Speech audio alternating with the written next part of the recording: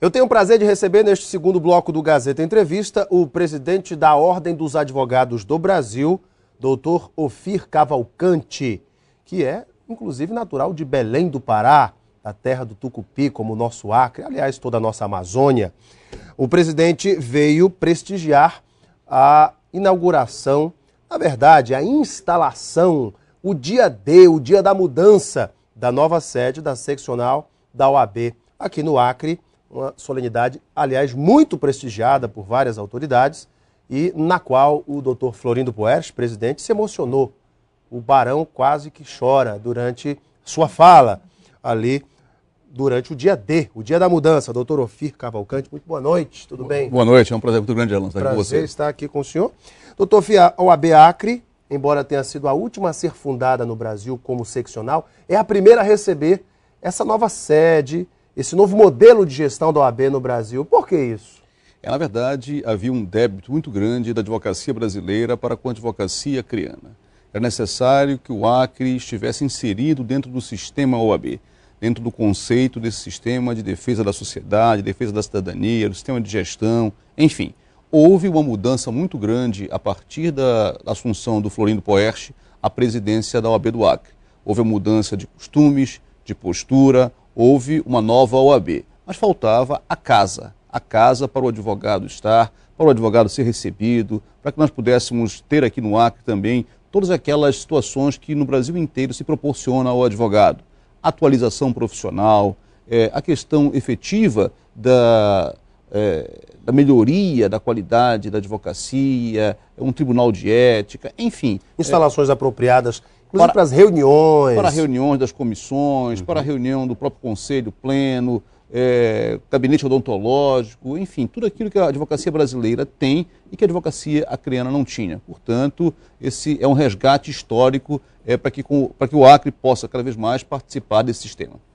Aliás, o OAB Acre, que durante muito tempo era vista em todo o Brasil como uma expedidora emérita de exames de ordem, de certificados, de carteiras da OAB, hoje mudou a sua cara, é uma entidade com credibilidade, inclusive em nível nacional. Doutor Ofir Cavalcante, nós estamos vendo aí as imagens, inclusive a imagem agora do doutor Ofir, todas as instalações da nova sede. Existe um lobby no Brasil hoje para se acabar com o exame da OAB, um lobby inclusive político. Já houve situações em tribunais regionais, né, no Ceará, por exemplo, situações em que se pediu o fim do exame da ordem. Como é que o senhor avalia esse tipo de situação hoje no Brasil? Bem, por um lado, preocupado, obviamente. O exame de ordem é um instrumento de defesa da sociedade. E por que é um instrumento de defesa da sociedade? Nós temos hoje no Brasil cerca de 650 mil estudantes de direito, do primeiro ao quinto ano da faculdade. Cerca de 80 a 100 mil se formam anualmente. Para a Ordem dos Advogados do Brasil, seria muito confortável que todos esses estudantes estivessem nos seus quadros. Ela teria cerca de 2 milhões de advogados, seria a maior entidade da advocacia do mundo. Maior do que a americana, né? Maior do que a americana. Entretanto, a qualidade de uma profissão ou de uma entidade não se mede pelo número de participantes, mas sim pela qualificação desses participantes. E a preocupação da ordem está em acabar com essa proteção da sociedade, porque o advogado defende dois bens que são vitais para as pessoas, que é a liberdade e o patrimônio. Isso poderia causar prejuízo para o cidadão, prejuízo para a imagem da advocacia, a credibilidade da advocacia, o respeito da advocacia estão intimamente ligadas a dois aspectos. A atuação competente e qualificada do advogado e a atuação com ética do advogado. Essa é uma preocupação que nós externamos e queríamos dividir com o público, dividir com os próprios bacharéis, para que reflitam a respeito da importância desse exame. Ao lado disso, além da preocupação, nós temos também um certo otimismo. As decisões judiciais todas que propugnam que se ingresse na ordem sem prestar o exame, elas estão sendo derrubadas uma a uma na justiça, porque a própria justiça reconhece a necessidade e a importância desse exame. A última que tivemos fomos até o Supremo Tribunal Federal e o presidente do Supremo Tribunal Federal suspendeu uma decisão lá do Ceará, no TRF da 5ª Região, que determinava que 2 bacharéis ingressassem na ordem sem o exame de ordem. Portanto, ao mesmo tempo estamos preocupados, atentos, vigilantes estamos também trabalhando no sentido de mostrar para a sociedade a importância do exame de ordem. E se você quiser, também posso referir que o exame é constitucional. Isso mesmo, porque os que defendem o fim do exame dizem que ele é inconstitucional. Não há inconstitucionalidade. A Constituição, no seu artigo 5º, inciso 13, ela é muito clara. Ela diz que é livre qualquer ofício ou profissão, respeitada as qualificações que a lei determinar. E a Lei 8.906/94, que é o Estatuto da OAB da Advocacia, entrou em vigor em 94, ele diz que para ser advogado, além de ser bacharel em Direito, é necessário que a pessoa ingresse na ordem pela porta da frente, ingresse através do exame de ordem. Porque o bacharel em Direito pode seguir outras carreiras e não obsta que ele necessariamente tenha que realizar o exame da ordem. Ele pode ser bacharel em Direito e realizar outras funções. Pode trabalhar na Justiça Federal, Justiça do Trabalho, na Justiça Comum, enfim. Doutor Ofir, a OAB ajuizou 3 processos contra aposentadorias dadas a ex-governadores nos estados do Sergipe, Paraná, Amazonas e, no caso do Mato Grosso do Sul, inclusive recentemente, obteve uma vitória importante. O Supremo já decidiu, inclusive, contra o pagamento ao governador Zeca do PT, do Mato Grosso do Sul, e, obviamente, hoje, o próprio Zeca do PT advoga em prol da causa do fim das aposentadorias para ex-governadores. O senhor chegou a dizer que isso era um assinte à sociedade, que isso, enfim, deveria ser extinto em todos os estados que propuseram esse tipo de pagamento. Por quê, doutor Ofir? Vamos refletir em conjunto. Nós dois, o telespectador, vamos olhar para a situação do cidadão. O cidadão tem que contribuir durante 35 anos para o INSS para ter uma aposentadoria. Além disso, tem que trabalhar até os 65 anos de idade para ganhar pouco mais de R$3.000 quando contribui pelo teto.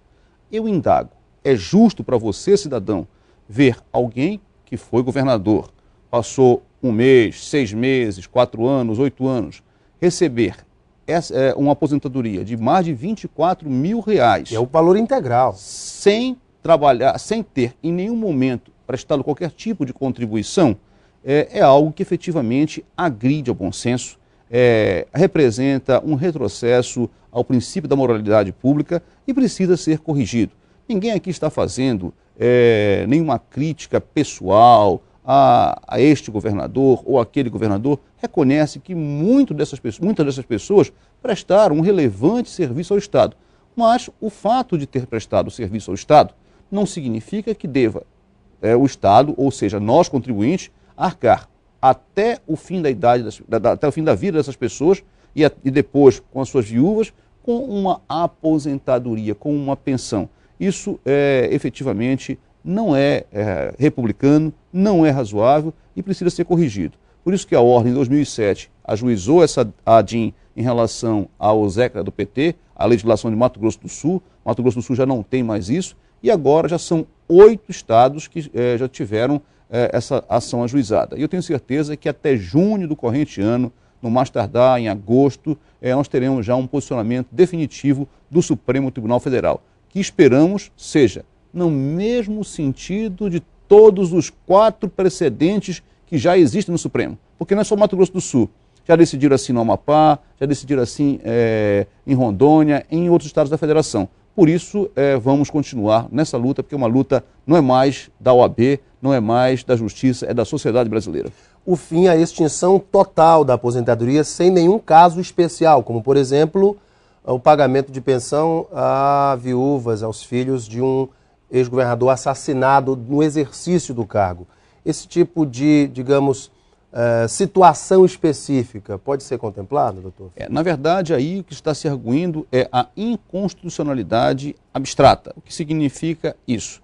Significa que é a lei que vai ser declarada inconstitucional. Os efeitos dessa decisão, no caso prático, no caso concreto, vão depender ainda da modulação que pode ser feita pelo Supremo Tribunal Federal a partir de uma eventual reclamação do não cumprimento da determinação do Supremo Tribunal Federal. E aí vai ser analisado e o Supremo vai definir. Em relação a essa situação específica, eu não conheço como foi otorgado esse benefício E se foi por uma lei específica para aquela viúva ou para aqueles dependentes, etc., isso não está em jogo nesse momento. O que está em jogo agora é a constitucionalidade. É a autorização indiscriminada e geral dada pela Constituição do Estado. Muito bem. Recentemente, o Supremo foi nomeado novo ministro para o Supremo Tribunal Federal, o Dr. Luiz Fux, do Rio de Janeiro. E, enfim, teremos o desempate daquela votação que está até hoje 5-5 no Supremo com relação à lei do ficha limpa. Alguns especialistas, alguns juristas comentaram comigo, doutor Ofir, olha, pelo que nós conhecemos das decisões do Luiz Fux no STJ, ele vai votar favorável à não validação da lei da ficha limpa para estas eleições. Será que é isso mesmo, doutor Ofir? E o que essa votação representaria no caso de não se validar a lei da ficha limpa para essas eleições? Que desdobramentos aconteceriam? Isso efetivamente é um exercício de futurologia. Claro. Nós estamos aqui falando sob hipótese. Não conheço o pensamento pessoal do ministro Fux. É um ministro sério, competente, que certamente vai honrar a magistratura e a justiça brasileira. Entretanto, em relação ao caso concreto, não sei como ele pensa. Mas, se vier a decidir desta forma, em primeiro lugar, eu quero crer que o Supremo já disse que a lei é constitucional. E disse por unanimidade. Ele apenas disse que ela não se aplicava a aquela eleição passada, a eleição que aconteceu. Perfeito. O que poderá ainda ser objeto de uma análise por parte do ministro Fux e aí desempatar. O que tem que deixar bem claro que o Supremo já disse, por unanimidade, que a lei é constitucional, ela não viola o princípio da presunção de inocência, ela efetivamente introduz um requisito de elegibilidade com autorização constitucional, portanto, não há qualquer mácula em relação à lei. O que se está discutindo agora é a validade. A aplicação dela. Aplicou essa eleição ou não aplicou? Isso ele ainda pode decidir. Mas nós esperamos, temos uma expectativa, nós da OAB, o Movimento de Combate à Corrupção Eleitoral, temos uma expectativa muito otimista no sentido de que o ministro efetivamente decida em favor da sociedade. Doutor Ofir, a OAB tem se colocado sempre como defensora dos interesses da sociedade brasileira, tem se mobilizado e muitas vezes se pronunciado em temas polêmicos, temas que dizem respeito à vida do cidadão, dizem respeito às instituições desse país, enfim. Quais são hoje as questões mais importantes em que se debruça a OAB nacional e que se reflete na vida do povo brasileiro? Olha, eu quero crer que a Ordem está trilhando nessa nossa gestão 3 pilares de atuação. O primeiro, defesa das liberdades, a importância do advogado para a defesa do cidadão.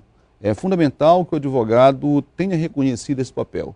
Nós temos direitos constitucionais previstos no artigo 5º da Constituição Federal que dão a todos nós uma série de direitos. Mas quem é que valida esses direitos? Quem é que defende esses direitos? Quem está habilitado para tanto? O advogado.